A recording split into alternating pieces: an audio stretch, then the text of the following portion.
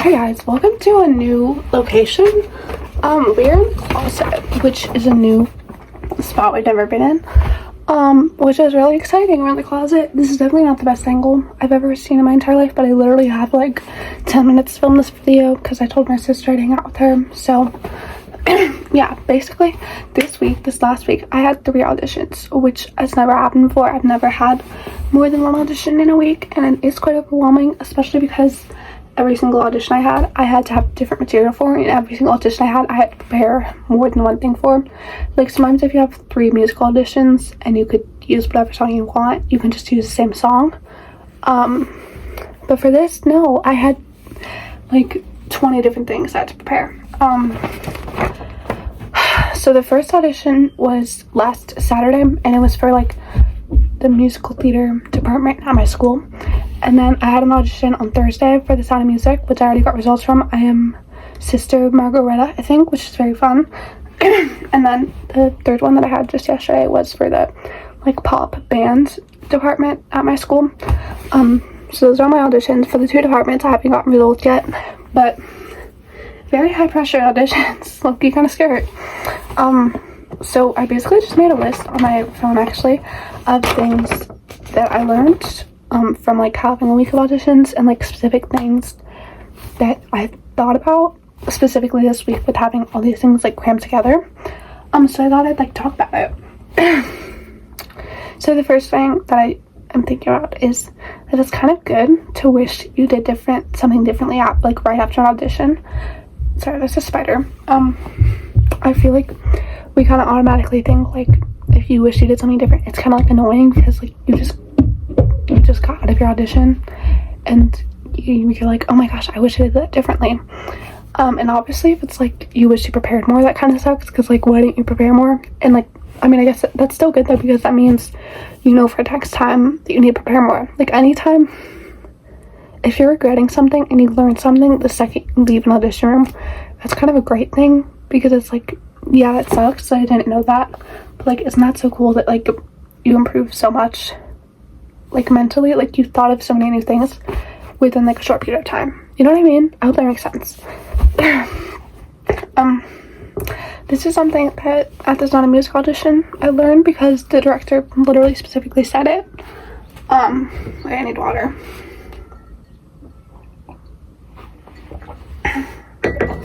Basically there's like this girl that was like crying on stage because she was like really nervous. Very sad. I feel very bad for her. But something the director said like kind of like stood out to me, because he was like, it's good that you're nervous because that means you care. And like obviously it's kind of obvious, but I feel like we don't think about that a lot. Like when you're nervous or something, it literally just means you care about it. So it's kind of cool to like reframe it in that way. Oh my gosh, I'm like out of breath. Definitely breathing is good too.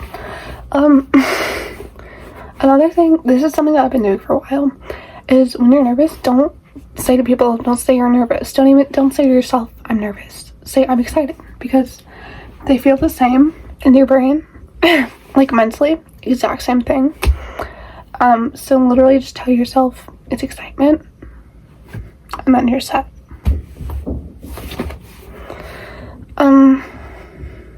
This is something that I learned at the musical theater audition, because like the department audition, because the dance teacher said it. So the dance teacher said something. We basically had to learn this dance in 20 minutes. Like learn it in 20 minutes, perform it in 20 minutes, done. Like we only probably got to run it 5 times once we knew the whole thing, maybe less. So the thing is, like if you have a dance and you're able to go home and practice it, you probably have like hours that you can get to practice it, so you can perfect all the little things. Like there's like a movie you don't get, but if you only have 20 minutes and you just need to like know it for the most part, you're not necessarily going to be able to like nail down every little thing. So like there's always like a move that you can't do, you know what I mean? Unless you're like a crazy master dancer, but I'm definitely not. So something the dance teacher said, he said focus on what you can do, not what you can't. And again, that's like maybe sounds kind of obvious, but it like never like crossed my brain, because he was like, just like smile, just like do the parts that you can do and do them full out. Like don't let the fact that you know you can't do this part like ruin how you do the rest of it. And like just focus on what you can do. Like if you feel like there's like the competition, like there's always competition, it feels like, and it's very scary to like be in a room where there's all these people that can do things that you can't, but it's like in every single room there's things that you have that other people don't have, like the littlest things, like maybe you're like have really good facial expressions, maybe you can't dance but you're really good at acting and you're able to like show that through your dance, you know what I mean?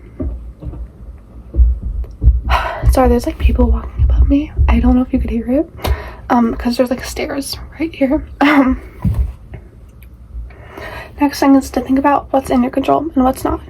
The things that are in your control is like how much you prepare, how much you like rest before your audition, how much you like know about the show you're auditioning for. You can prepare all that. You cannot control like who auditions, you can't control the competition, you can't control any of that. So just like you have to let it go, and that's the real way to like nail it, is to let it go. Like you just gotta let go of anything out of your control.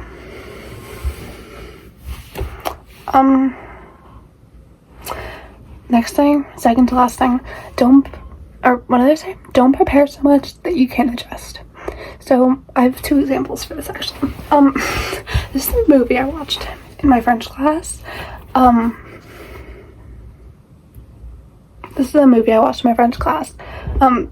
It's called The Little Prince. It was really good actually. It was like shockingly good.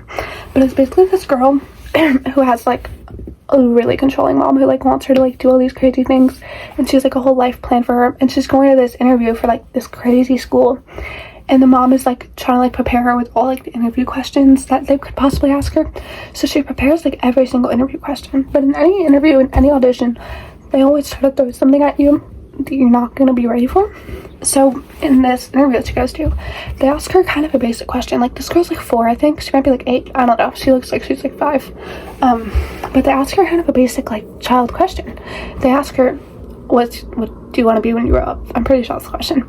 But because she like only prepared to answer like every other question, like basic interview question, she couldn't even think of that, because she was so like focused on being like a perfect picture that she didn't even know like what she wanted to be when she grew up, because she was so, which obviously it also has to do with like the storyline, like that's not entirely audition related, but I think that's kind of an interesting thing to think about. Like you can't prepare for everything that they're going to ask you. You just have to go in, prepare everything that you can, like prepare your material, but you can't completely control how the situation is going to go, and you just have to be ready to do anything.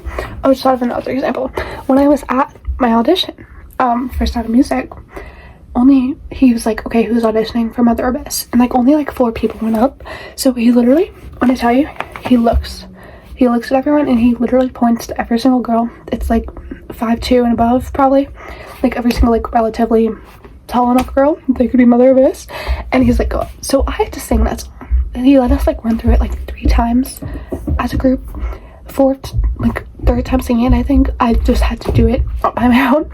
I cracked, but if I would have freaked out and like been like, I can't do this, it would have been a lot more stressful. And obviously I didn't like get Mother Abyss, because I didn't do like it's not like I definitely failed a little, but it didn't stress me out, because I was like, I just need to be ready for things to get thrown at me.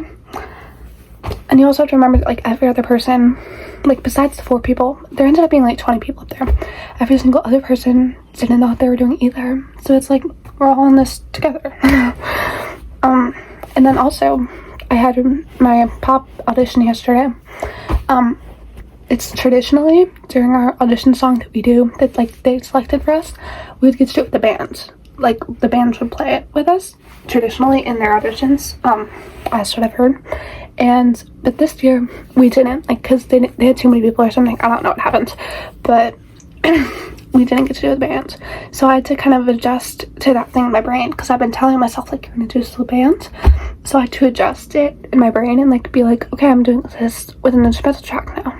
And you have to kind of like turn the little switch in your brain, and if I like prepared so hard that like I'm doing this with the band, then it would have probably messed me up. So I had to be able to like adjust to that. Okay, the last thing I have is pushing versus pulling. This is something that kind of applies to everything in life. I mean, all of these kind of apply to everything in life. but like especially like studying in school, it's like knowing when you're supposed to like push and like work a little harder, like go a little farther and pull back. So for example, like I've been preparing for my auditions for like quite a while now, because I did know that I had 3 in a week, so I was like, I want to prepare for them ahead of time so that I'm not stressed. So I've been preparing for a very long time, and because of that, it meant that when I woke up sick on Monday, I did one of my auditions. I did my musical theater audition, but I still my Sound of Music audition and my pop audition. So I was like, it's not a good idea for me to practice like crazy right now. Like, yeah, I can listen to the songs on my phone, yeah, I could play my piano, but like I should not be singing like crazy right now, because I've already practiced enough, and it's best for me to just heal that I'm sick. You could hear I'm still sick. So that was an example where I had to like pull back. But like there definitely is situations where like, oh, I'm not prepared, like I should just push and like stay up a little later. At the end of the day, you should just take care of your body, because again, you never know what they're gonna throw at you. So you might as well just like be healthy and then hope for the best. Yeah, that's all my audition advice. So just, that's my audition advice for life. That's my life advice. I hope you enjoyed it. It was really quick and condensed because I wanted to make it like just give it straight at you. Yeah, I hope you enjoyed it. I hope you maybe learned something. And good luck. Like goodbye. This is like the opposite of the videos I usually film, but it was fun.